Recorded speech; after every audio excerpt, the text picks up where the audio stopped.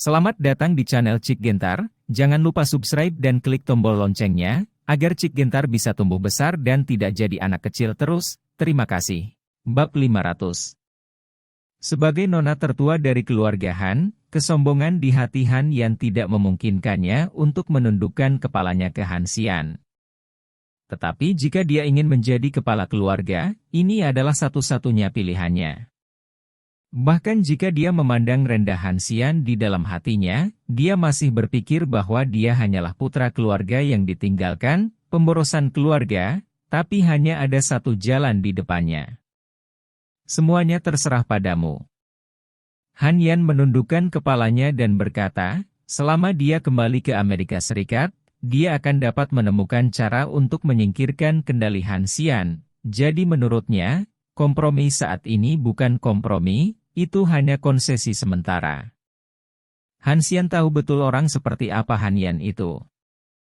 Dia rela menundukkan kepalanya dengan mudah, dan dia harus memiliki rencana di dalam hatinya. Keluarga Korea di Amerika Serikat akan menjadi batu loncatan bagi Han setelah 3.000 tahun, dan Han Yan akan memberinya faktor yang sangat tidak stabil. Mengkhianati saya hanyalah jalan buntu. Jika Anda ingin membalas dendam dan ingin menyingkirkan kendali saya menyarankan Anda untuk memikirkan apa yang akan terjadi pada Anda ketika Han Li kembali ke Amerika Serikat, Han Xian mengingatkan. Han Li sudah memutuskan nasib Han Yan, itulah sebabnya dia merasa putus asa sebelumnya. Namun, ucapan Han Xian bukanlah ancaman serius bagi Han Yan. Han Yan masih berpikir bahwa setelah kembali ke rumah, dia dapat bersaing dengan Han Xian, dan dia bahkan dapat menemukan cara untuk membuat Han Li kehilangan posisinya dalam keluarga, selama karena klan membencinya Han Li, maka bahkan jika Han Li kembali ke Amerika Serikat, itu akan sia-sia. Jangan khawatir, aku tidak memikirkan balas dendam, kata Han Yan. Han Xian menghela nafas dalam hatinya.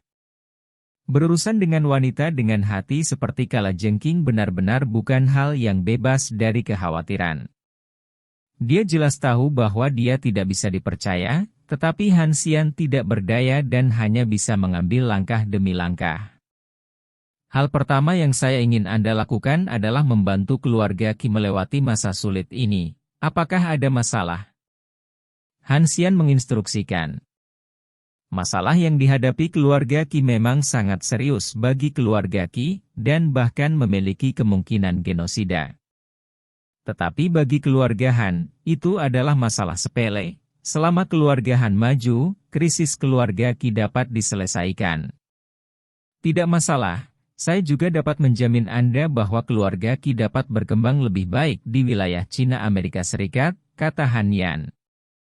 Saya harap Anda dapat mengingat apa yang Anda katakan, jika tidak, saya akan membuat hidup Anda lebih sulit daripada kematian, kata Han Xian ringan.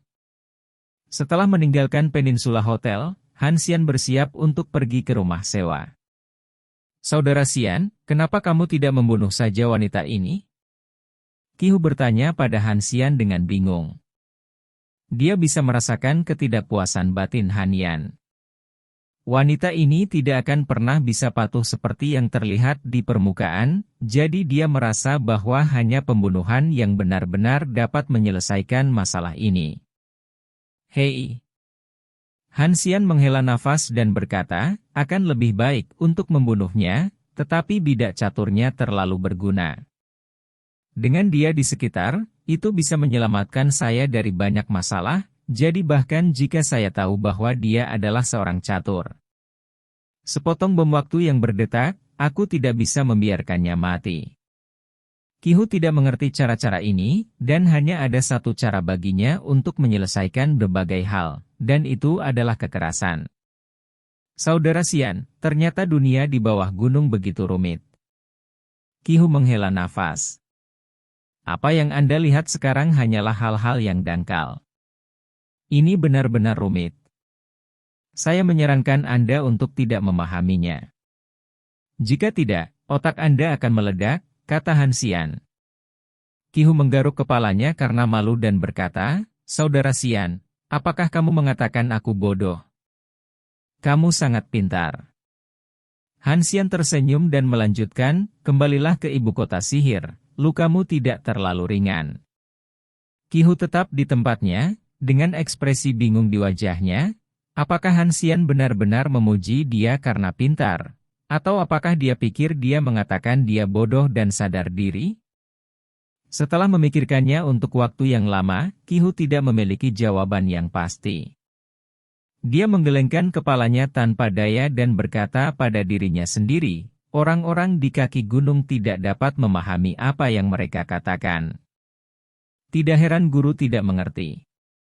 Tidak ingin turun gunung seumur hidupnya. Ketika dia tiba di apartemen lift, Han Xian berada di lantai bawah di unit perumahan, dan dia tidak masuk ke lift untuk waktu yang lama. Dia bisa merasakan kasih sayang yang mendalam dari Qi-yun padanya, dan hari ini, dia dan Qi-yun akan mengakhiri hidup bersama ini. Untuk Qi-yun, pasti ada banyak keengganan, dan bahkan akan memukul wanita ini sepenuhnya. Sejujurnya, Han Xian masih sedikit tak tertahankan, tetapi dia tidak punya pilihan lain selain melakukannya. Rumah di lantai atas. Qi-yun telah khawatir sejak Han Xian pergi, bahkan sangat gugup hingga telapak tangannya terus-menerus berkeringat. Dia tahu betul apa tingkat kekuatan Han Long. Bahkan sejak Han Xian melangkah keluar dari rumah, Qi-yun merasa bahwa Han Xian sudah mati. Tetapi dia tidak mau mengakui fakta ini. Dia tidak tahu apa yang terjadi di villa di lereng gunung.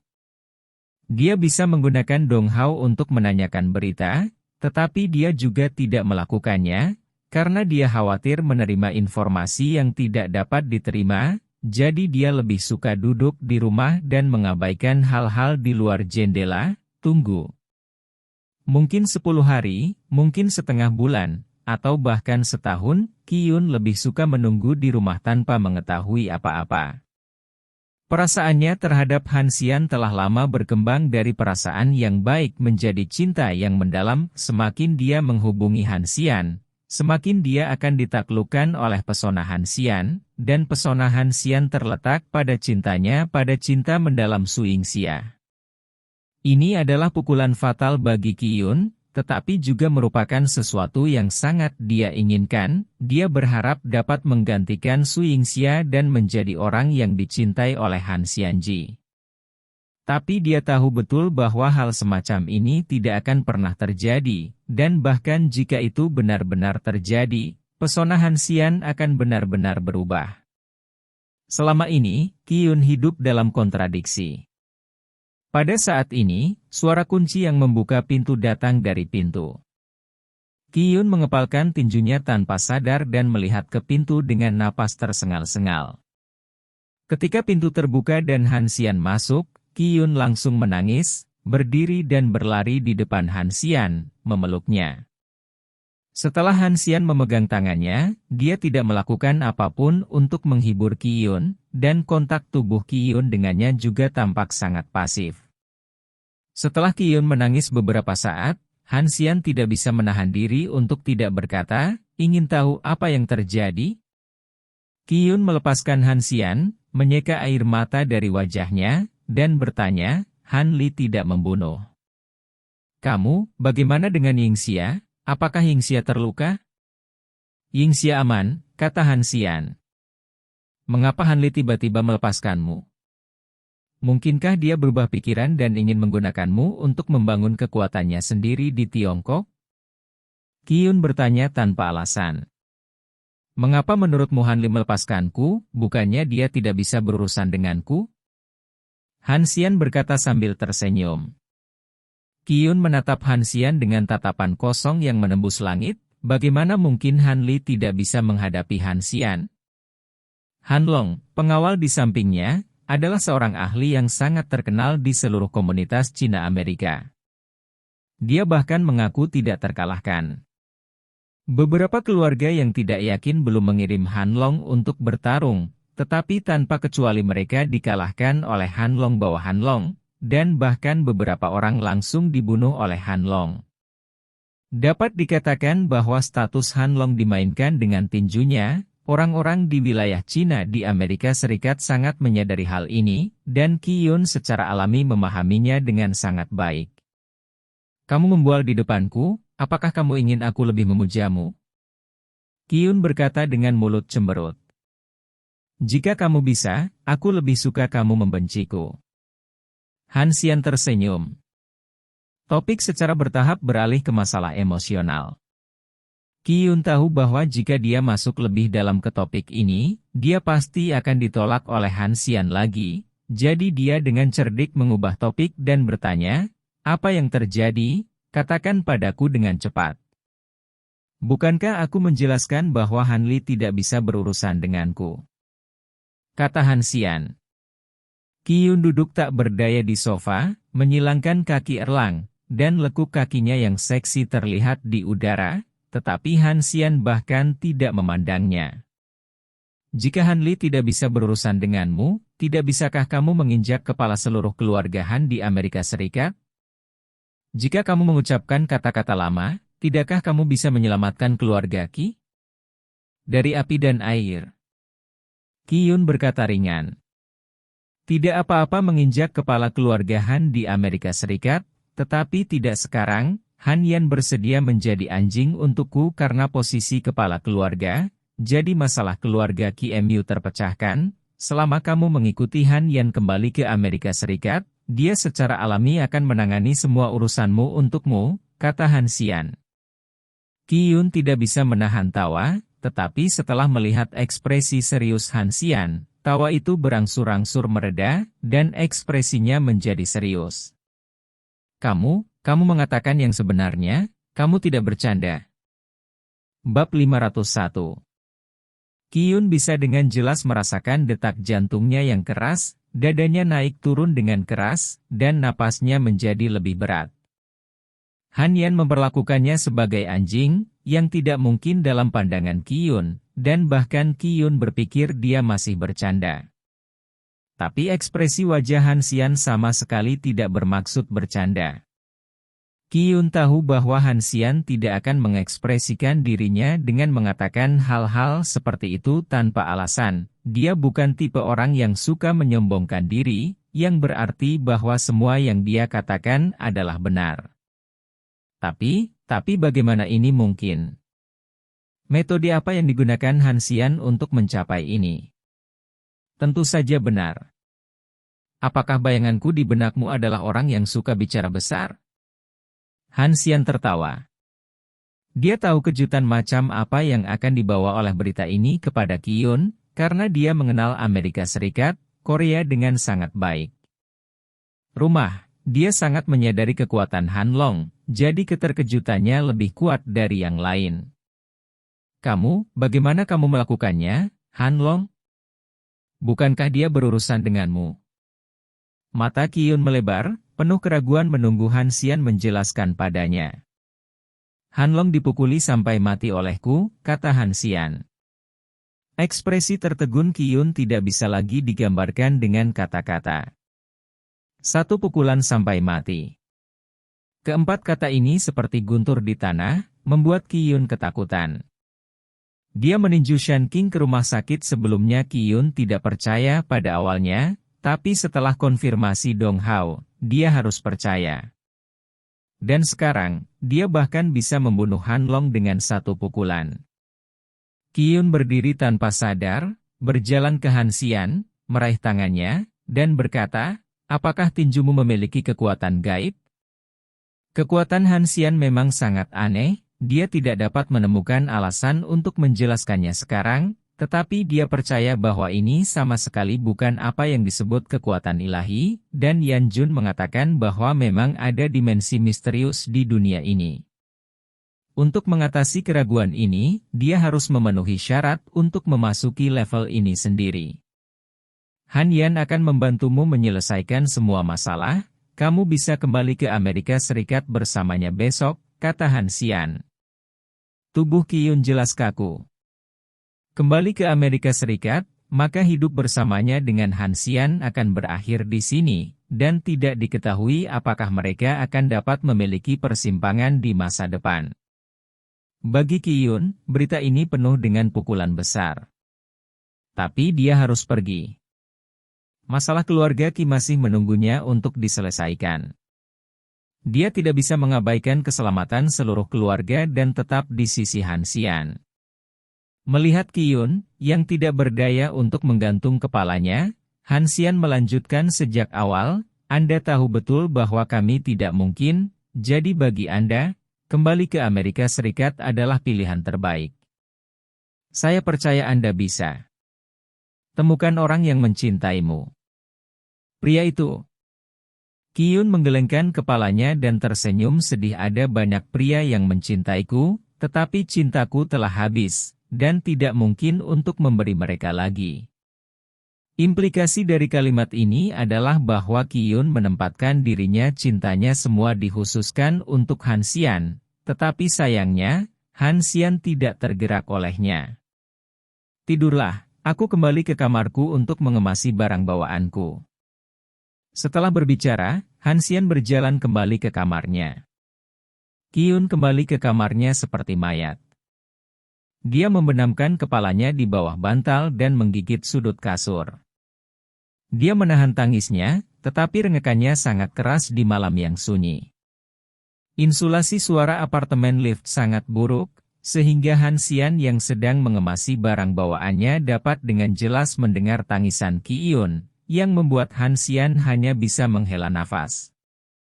Qiyun adalah wanita yang sangat baik, dan dia sangat cantik, tetapi sangat disayangkan Han Xian tidak akan dapat menikmati berkah ini dalam hidupnya, dan dia tidak pernah ingin menikmatinya. Setelah mengemasi barang-barangnya, Han Xian tidak mengucapkan selamat tinggal pada Qiyun, tetapi memilih untuk pergi diam-diam. Qiyun menghabiskan sepanjang malam dengan rasa sakit karena perpisahan. Hari-hari ini sangat indah baginya, dia menikmati kebahagiaan hidup di bawah satu atap dengan Han Xian, tetapi semakin bahagia dia, semakin menyakitkan perpisahan saat ini. Pagi-pagi sekali, Qiyun muncul di ruang tamu dengan mata merah dan bengkak. Dia tahu bahwa Han Xian telah pergi, jadi dia mendorong pintu Han Xian hingga terbuka. Adegan yang familiar, tetapi tidak ada lagi orang dan objek yang familiar, dan dia mengambil semua yang berhubungan dengan dirinya sendiri. Duduk di tepi tempat tidur, saya merasakan satu-satunya hal yang ditinggalkan Han Xian, baunya. Setelah waktu yang lama, Qiyun memanggil Dong Hao. Dong Hao tinggal di dekatnya sehingga ketika Qiyun membutuhkan, dia dapat muncul di depan Qiyun sesegera mungkin. Beli tempat ini untukku, jangan sentuh apapun di dalamnya. Qiyun menginstruksikan Dong Hao. Dong Hao menatap mata merah dan bengkak Qiyun, dan hatinya sakit. Tetapi dia tidak bisa berbuat apa-apa, karena inilah yang dibawa Han Xian kepada wanita muda itu, dan tidak seorang pun kecuali Han Xian yang memenuhi syarat untuk menebusnya. Ya. Dong Hao mengangguk. Pesan tiket pesawat kembali ke Amerika Serikat, dan kami akan kembali ke Amerika Serikat ketika Anda menyelesaikan masalah rumah. Qiyun melanjutkan. 3 kartu? Tanya Dong Hao, meskipun dia tidak rela pergi ke Amerika Serikat bersama Han Xian, tetapi keluarga Qi harus meminta Han Xian untuk membantunya, jadi dia hanya bisa menerimanya jika dia tidak senang. 2.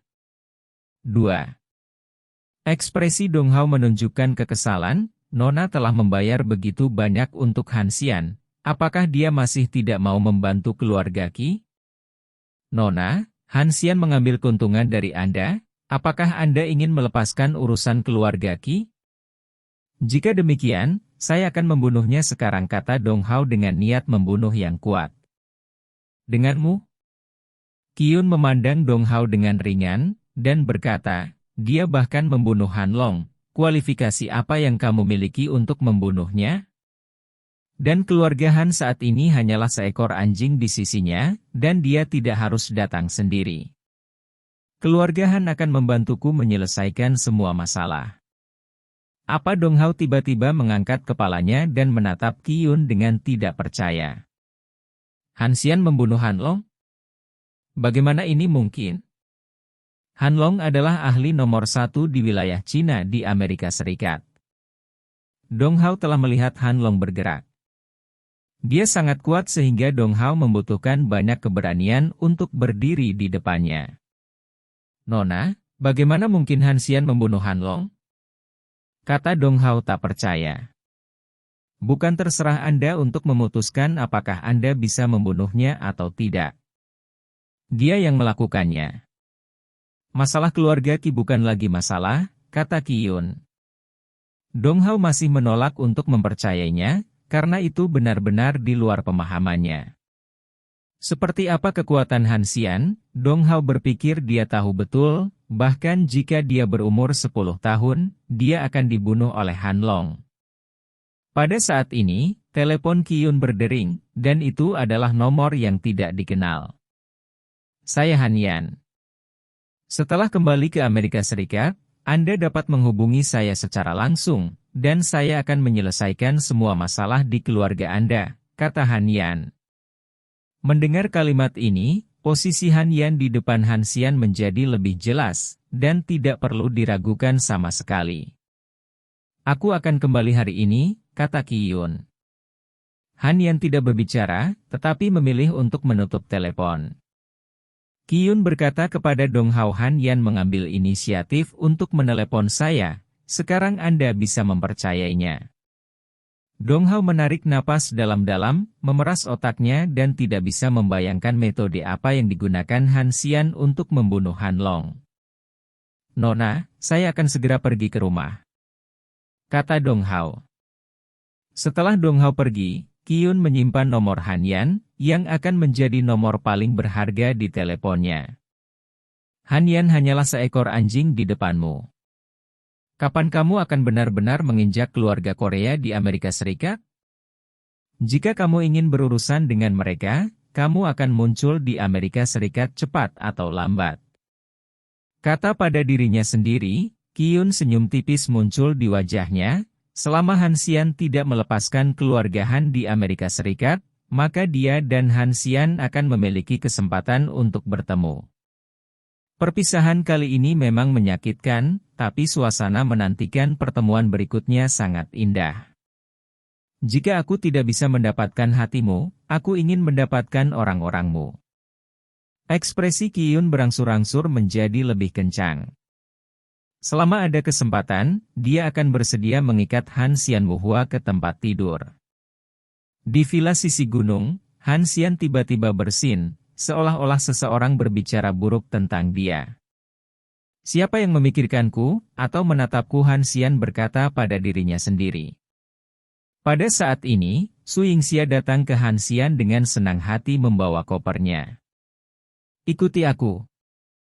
Kamu belum memberitahuku kemana harus pergi." Begitu Han Xian kembali ke villa di lereng gunung, Su Yingxia mulai berkemas, meninggalkannya dalam kabut. "Kamu tidak akan tahu jika kamu pergi, cepat dan pergi," kata Su Yingxia dengan pipi memerah. Bab 502.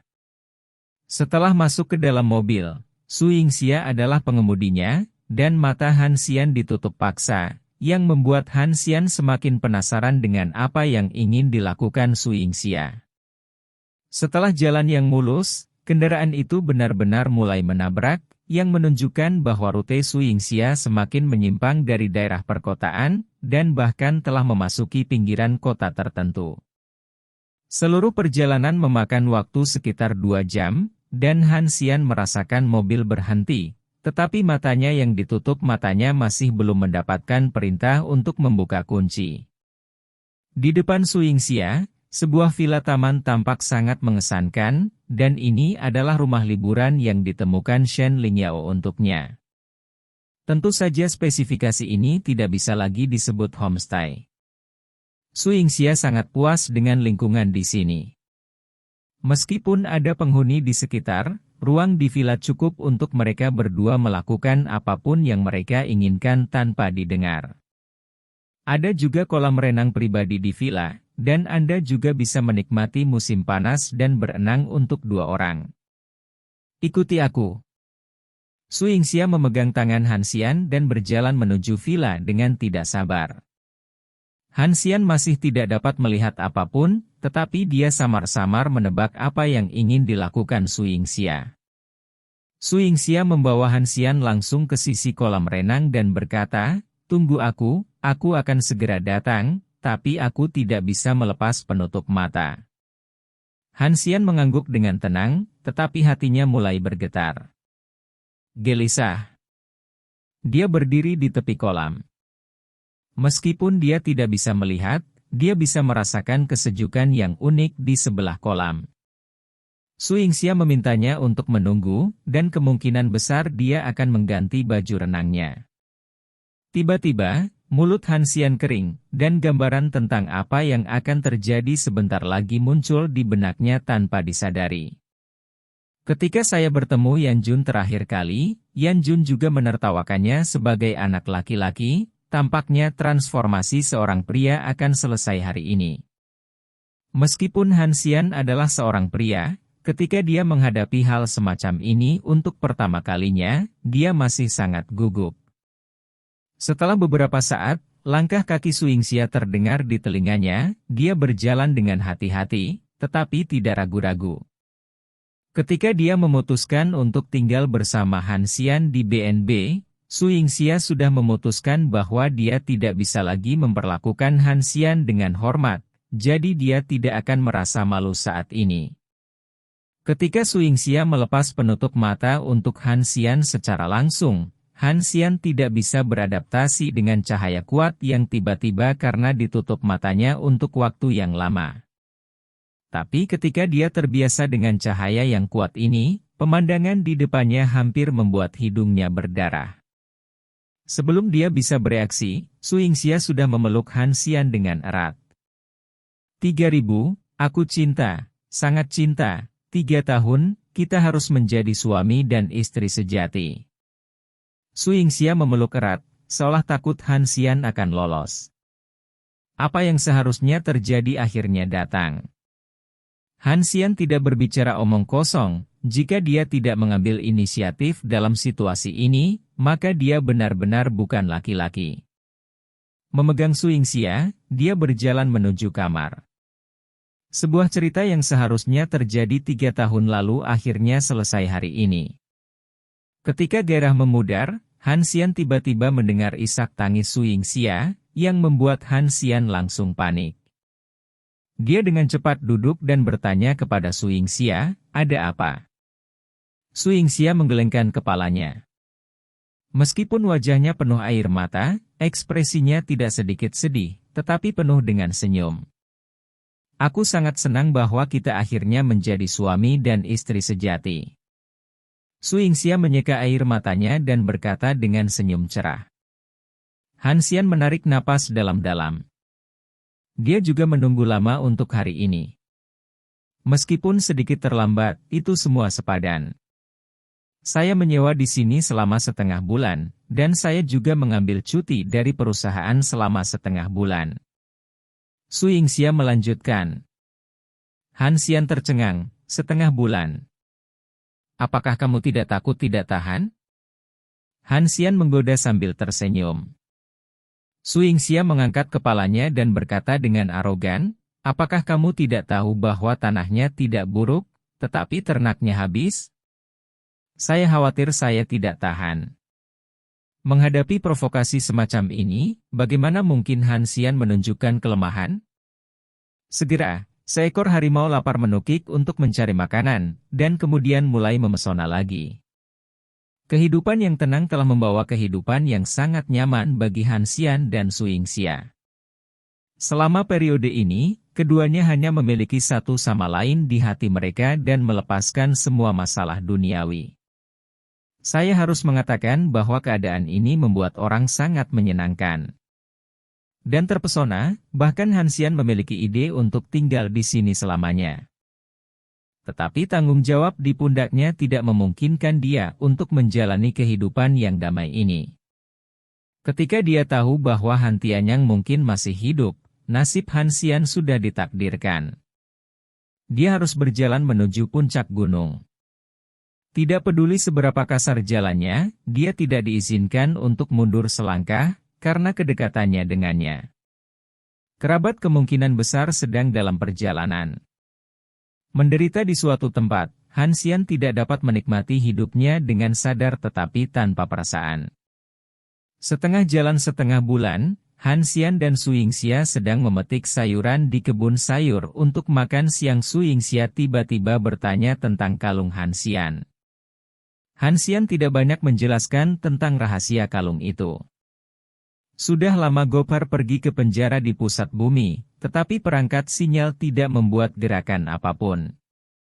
Entah karena dia meninggal di penjara di pusat bumi, atau tidak ada cara untuk mengirimkan sinyal. Ini untuk Han Xian, ini adalah berita yang sangat buruk. Jika tidak ada penjual, dia tidak akan dapat mengetahui situasi penjara di pusat bumi, dan sepertinya hanya ada satu cara untuk memastikan apakah Han Tianyang benar-benar berada di penjara di pusat bumi. Di masa lalu, Han Xian tidak berani mempertaruhkan nyawanya, tetapi sekarang, dia merasa memiliki kemampuan untuk berjalan-jalan. Selama dia dapat menggunakan kekuatan ini, bahkan jika penjara di pusat bumi hamil, Han Xian masih memiliki kesempatan untuk melarikan diri. Bagi saya, hal ini sangat penting dan ada hubungannya dengan kakek saya, kata Han Xian. Karena Su Yingxia tahu identitas sebenarnya dari Han Xian, dia tahu banyak tentang keluarga Han Dianjing, dan juga tahu betapa tidak adilnya Han Xian diperlakukan dalam keluarga Han Dianjing. Tapi kakeknya, Han Tianyang, belum lama meninggal. Apakah ini peninggalan yang ditinggalkan oleh kakek? Su Yingxia bertanya dengan curiga. Tidak, kakek kemungkinan besar tidak mati, tetapi tinggal di suatu tempat, kata Han Xian. Tidak mati. Su Yingxia tampak terkejut. Ketika Han Tian dibangkitkan sampai mati, ada banyak keributan di Anjing. Pemakaman itu mengumpulkan banyak tokoh besar di Anjing. Dapat dikatakan sebagai pemakaman pribadi yang paling khusyuk. Menyadari bahwa dia agak kasar, Su Yingxia dengan cepat menjelaskan, saya hanya terkejut, jangan salah paham, saya tidak bermaksud mengutuk kakek. Han Xian tersenyum ringan, tentu saja dia tidak merasakan itu. Su Yingxia jahat, dan berita semacam ini tidak baik untuk siapapun, tidak mengherankan bahwa orang akan terkejut. Ini adalah masalah yang belum terbukti, jadi. Han Xian ragu-ragu sejenak, lalu melanjutkan, jadi sangat mungkin saya akan meninggalkan Yun Cheng sebentar untuk memastikan keaslian masalah ini. Kakek dia sangat baik padaku, dia tidak memiliki prasangka terhadapku, dan dia tidak akan lebih memanjakan Han Jun. Bagiku, dia adalah orang yang benar-benar bisa disebut kerabat. Su Yingxia mengerti apa yang dimaksud Han Xian dengan kalimat ini. Mengingatkannya bahwa dia harus melakukan ini. Apakah itu berbahaya? Su Yingxia bertanya dengan cemas. Kamu mungkin ditabrak mobil saat berjalan di jalan. Pasti akan ada sedikit bahaya, tapi itu semua di bawah kendaliku. Han Xian bercanda sambil tersenyum, dia tidak akan membiarkan Su Yingxia tahu apa penjara geosentris itu. Tempat, jika dia tahu, dia pasti akan sangat khawatir. Su Yingxia tertawa dan berkata, saya percaya bahwa di dunia ini, tidak ada yang sulit. Saya harap begitu. Han Xian berkata dengan emosi. Pada saat ini, seseorang muncul di pintu villa. Ketika Han Xian melihatnya, dia berkata kepada Su Yingxia, tambahkan sepasang peralatan makan dan sumpit di siang hari malam ini. Setelah berbicara, Han Xian berlari ke pintu. Dia tidak mengalami kecelakaan sedikit pun. Adapun mengapa Yan Jun tahu bahwa dia ada di sini, Han Xian bahkan tidak akan memikirkannya, karena dia tahu metode Yan Jun dengan baik, dan mudah baginya untuk menyelidiki hal-hal sepele seperti itu. Kakek Yan, apakah kamu akan pergi? Kata Han Xian. Yan Jun mengangguk dan berkata, sudah waktunya untuk kembali setelah aku pergi dari Yanjing begitu lama. Apa rencanamu selanjutnya? Han Xian melirik Su Yingxia di kebun sayur, dan berkata dengan suara yang dalam, aku berjanji untuk menemaninya setengah waktu. Setelah akhir setengah bulan ini, saya akan menangani beberapa pekerjaan finishing di Unceng, dan kemudian, pergi ke penjara di pusat bumi. Bab 503. Sebelum mengajukan pertanyaan ini, Yan Jun sudah memikirkan jawaban yang akan dia dapatkan, karena Han Xian adalah orang yang tumbuh bersamanya, dan pemahamannya tentang Han Xian mungkin tidak tertandingi oleh seluruh keluarga Han. Pemahaman tentang penjara di jantung bumi sangat sepihak. Ini adalah tempat berbahaya yang tak terbayangkan. Setelah pergi, peluang untuk kembali kurang dari 1%, kata Yan Jun dengan wajah cemberut. Kakek Yan, sebelum aku membunuh Han Long, menurutmu berapa banyak peluang yang aku miliki? Han Xian bertanya sambil tersenyum. Tidak ada kesempatan, kata Yan Jun. Han Xian merentangkan tangannya dan berkata, ini menunjukkan bahwa 100% sudah sangat baik untuk saya. Setidaknya saya dapat melihat bahwa peluangnya tidak. Kalimat ini membuat Yan Jun tersenyum pahit. Dengan peluang kecil 1%, saya takut dia akan memilih untuk mundur, tetapi dia dapat menganggapnya sebagai hal yang baik, tetapi ini adalah awal dari perbedaan Han Xian, dan dia dapat mengandalkan kekuatannya sendiri untuk mencapai langkah ini juga karena karakter ini. Bagaimana dengan dia? Jika dia tidak kembali, apakah kamu sudah memikirkan apa yang harus dilakukan dengannya? Kata Yan Jun, menatap Su Yingxia yang tidak tahu apa-apa di kebun sayur. Ini adalah masalah terbesar yang dihadapi Han Xian, tetapi dia sudah memikirkannya dan membuat keputusan akhir-akhir ini. Jika saya tidak bisa kembali, saya hanya bisa menggunakan kehidupan saya selanjutnya untuk menebusnya. Tetapi dalam kehidupan ini, jika saya tidak tahu tentang berita kakek, saya akan hidup sangat menyakitkan. Kakek sangat penting bagi saya, kata Han Xian. Yan Jun menghela nafas berat dan berkata, saya akan mencoba yang terbaik untuk merawatnya, tetapi juga berhati-hati, pasti ada sesuatu yang istimewa tentang penjara di pusat bumi, tidak peduli apa, menyelamatkan nyawa adalah yang paling penting. Tugas penting. Kakek Yan, jangan khawatir. Aku tidak ingin mati ketika aku masih sangat muda. Bahkan jika aku berada di lantai 18 neraka, aku akan mencoba yang terbaik untuk keluar. Kata Han Xian. Saya mendapatkan benda ini 20 tahun yang lalu. Ada banyak orang yang memperjuangkannya, tetapi saya tidak tahu untuk apa. Mari kita jelajahi perlahan. Yan Jun mengeluarkan sebuah kotak kecil yang indah. Tahu apa yang ada di dalamnya. Melihat Yan Jun hendak pergi, Han Xian dengan cepat berkata, kakek Yan, ayo pergi setelah makan malam, ini hampir tengah hari. Aku sudah terlalu lama pergi dari Yanjing, beberapa orang sudah siap untuk pindah, dan jika mereka tidak kembali, situasi si Jing aku khawatir itu akan berbahaya. Setelah berbicara, Yan Jun berbalik dan melambai ke Han Xian. Kakek Yan, aku tidak akan kecewa, kata Han Xian. Punggung Yan Jun berangsur-angsur menjauh, sampai dia menghilang. Han Xian kembali ke villa. Kenapa dia pergi? Su Yingxia bertanya dengan bingung. Kakek Yan harus segera kembali ke Yanjing. Han Xian menjelaskan. Su Yingxia mengangguk dan tidak bertanya lagi. Setelah makan siang, saat keduanya duduk di ruang tamu menonton TV, Han Xian mengeluarkan kotak kecil yang diberikan Yan Jun saat dia pergi ke toilet. Di dalamnya ada potongan batu giok berbentuk aneh, sebening kristal. Ada banyak garis-garis aneh. Ketika dia pertama kali melihatnya, Han Xian memiliki rasa keakraban yang tidak dapat dijelaskan.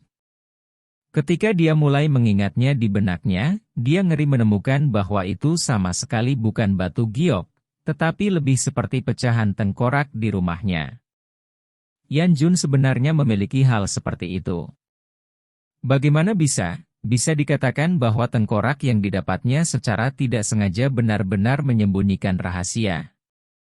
Kalau tidak, bagaimana Yan Jun bisa menyimpan hal semacam ini selama 20 tahun? Han Xian menelan ludah dan akan berpikir hati-hati tentang kemungkinan itu ketika Su Yingxia mengetuk pintu di luar. Setelah meletakkan kotak itu, Han Xian membuka pintu dengan ekspresi berubah-ubah dan bertanya kepada Su Yingxia, apakah tidak ada toilet di lantai atas? Saya tidak pergi ke toilet, bukankah saya harus melakukan sesuatu saat ini? Su Yingxia mengangkatnya, kata alisnya. Setelah setengah bulan yang singkat ini, Su Yingxia menjadi semakin telanjang dalam menghadapi hal semacam ini, dan dia tidak akan malu sama sekali. Tentu saja, Han Xian melakukan hal yang sama, dan sang putri membawa Su Yingxia kembali ke kamar secara langsung. Waktu berlalu hari demi hari, hingga hari terakhir, Su Yingxia masih enggan pergi setelah mengemasi barang bawaannya. Ini adalah setengah bulan paling bahagia yang pernah saya alami. Saya tidak berharap itu terjadi begitu cepat. Su Yingxia tampak kecewa. Meskipun sudah setengah bulan, dia merasa seolah-olah hanya 2 hari telah berlalu. Bagaimana kalau kita membeli tempat ini dan datang ke sini untuk berlibur ketika kita punya waktu? Han Xian menyarankan. Oke, tapi apakah kamu yakin pemiliknya akan menjualnya? Kata Su Yingxia. Jangan khawatir, masalah ini diserahkan kepada Moyang, dia pasti punya cara, kata Han Xian. Setelah kembali ke Yuncheng setelah setengah bulan, keduanya akhirnya berhenti di rumah malam itu, lagi pula, Hiting dan Su Guoyao masih di rumah, jadi mereka tidak berani membuat terlalu banyak suara. Keesokan harinya, setelah Han Xian mengirim Su Yingxia untuk bekerja, dia pergi ke Real Estate Ruoshui. Han Xian meminta Zhong Liang untuk memecat Mi Fel tanpa membalas dendam pribadinya, tetapi kesalahan Mi Fel di tempat kerja juga harus dibayar mahal. Ketika Mi Fel melihat Han Xian, matanya menjadi sangat rumit. Sejak dia tahu identitas asli Han Xian, setiap kali dia memikirkan penghinaannya terhadap Han Xian, dia akan merasa konyol.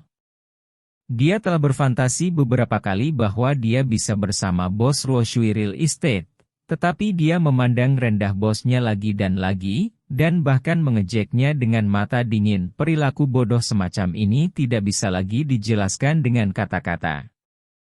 Mi Fel ingin meminta maaf kepada Han Xian, tetapi dia masih tidak memiliki keberanian. Setelah Han Xian tiba di kantor Zhong Liang, dia bertanya tentang pembangunan kelurahan. Hal ini pernah dihalangi oleh Liu Da, karena orang ini bekerja sama dengan Han Yan dan sengaja ingin mendirikan rumah di Ruoshui. Saat itu, ketika Han Xian mencari Liu Da, dia begitu sombong sehingga tidak mengambil Han Xian. Serius. Tapi sekarang, Han Yan telah meninggalkan Yuncheng dan mengungsi dengan modal besar. Di dunia bisnis Yuncheng saat ini, Tianjia adalah pemimpinnya, dan secara terbuka menyatakan bahwa ia akan mendukung semua pengembangan real estate Ruoshui. Berita ini seperti baut dari biru untuk Liu Da. Liu Da akan datang kepadaku setiap hari, memohon padaku, dan memberitahuku bahwa aku dapat membuka saluran hijau, sehingga rekonstruksi desa kota dapat dimasukkan ke dalam agenda sesegera mungkin. Zhong Liang berkata kepada Han Xian. Han Xian tersenyum ringan dan bertanya, bukankah orang ini berharap untuk meninggalkan Yuncheng untuk menjadi pejabat tinggi sekarang? Mendengar ini, Zhong Liang tidak bisa menahan tawa. Bagaimana mungkin Liu Da berani memiliki ambisi seperti itu? Dia sekarang takut kehilangan topi kasa hitam di kepalanya. Dia tidak sabar untuk berlutut untukku. Orang seperti ini tidak peduli dengan martabat demi keuntungan, kata Zhong Liang. Pada saat ini, sekretaris mengetuk pintu dan datang ke kantor, dan berkata kepada Zhong Liang, Saudara Zhong, Liu Da ada di sini lagi. Tampaknya jika saya tidak melihat Anda hari ini, itu akan terciprat lagi. Zhong Liang tidak berbicara, tetapi diam-diam menunggu keputusan Han 3000. Sekretaris tahu tentang status Han Xian. Hanya dengan melihat punggung Han Xian, bunga persik muncul di mata sekretaris. Seorang pria muda tampan seperti ini tampan dan kaya, tetapi dia adalah pangeran yang menawan dalam mimpi setiap wanita. Biarkan dia pergi menemui Yang Xing. Han Xian berkata dengan enteng, Liu Da tidak lagi layak untuk bertemu dengannya, dan dia bahkan tidak memenuhi syarat untuk menemui Song Liang. Tuan kecil, apakah Anda ingin menyerahkan pembangunan desa kota kepada Yang Xing? Song Liang bertanya dengan bingung. Bahkan Ruoshui Real Estate perlu diperlakukan dengan hati-hati, dan Yang Xing hanya brengsek. Jika Anda mengacau, kerugiannya sangat besar. Proyek desa di kota tentu saja bertanggung jawab. Hanya saja level Liu Da saat ini tidak memenuhi syarat untuk dipenuhi. Di masa depan, Yang Xing, jika dia memanfaatkannya dengan baik, akan membawa banyak bantuan. Kata Han Xian. Zhong Liang tidak terlalu senang karena dia mendapatkan kekuatan, karena tidak peduli seberapa besar kekuatannya, semua ini masih di bawah kendali Han Xian, dan itu tidak membuat banyak perbedaan baginya. Tapi makna mendalam dari kata-kata Han Xian layak untuk direnungkan. Han Xian memintanya untuk memanfaatkan Yang Xing dengan baik. Pengaturan ini lebih seperti menjelaskan perkembangan masa depannya di Yuncheng. Tuan muda kecil, apakah kamu meninggalkan Yuncheng? Zhong Liang bertanya dengan suara nyaring. Han Xian tidak keberatan bahwa dia memiliki terlalu banyak pertanyaan, dan berkata, ya, beberapa hal harus ditangani oleh saya, jadi Yuncheng harus diserahkan, dan saya harap itu tidak mengecewakan saya. Zhong Liang menundukkan kepalanya, nada suaranya tegas dia berkata, Tuan muda, jangan khawatir, Zhong Liang tidak akan pernah kecewa. Bantu aku mengurus perusahaan keluarga Su.